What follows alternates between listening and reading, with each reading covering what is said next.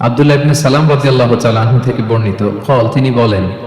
লাম্মা কাদিমান নবী সাল্লাল্লাহু আলাইহি ওয়াসাল্লাম আল মদিনাতা আল্লাহ রাসূল সাল্লাল্লাহু আলাইহি ওয়াসাল্লাম যখন মক্কা থেকে হিজরত করে মদিনায় আসলেন ইনজাফালান নাসু কিবালা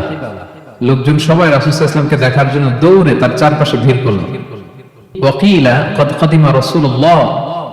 কদ কাদিমা রাসূলুল্লাহ কদ কাদিমা রাসূলুল্লাহ সবাই খুব রাশ করতেছিল রাসূল সাল্লাল্লাহু আলাইহি ওয়াসাল্লামকে দেখার জন্য চারপাশে ভিড় করতেছিল এবং বলতেছিল এই রাসূল আসছে রাসূল আসছে রাসূল আসছে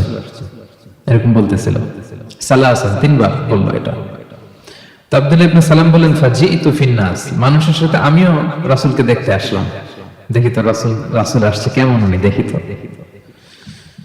ফালাম্মা তাবায়ানতু ওয়াজহা আমি দূর থেকে খুব স্পষ্ট তার চেহারাটা দেখতে পাচ্ছিলাম না কিন্তু কাছে এসে যখন স্পষ্ট তার চেহারাটা দেখতে পেলাম আরাফতু আন্না ওয়াজহাহু লাইসা বিওয়াজহিন কাযাব আমি এটা বুঝতে পারলাম যে এই চেহারা কোনো মিথ্যাবাদীর চেহারা হতে পারে না।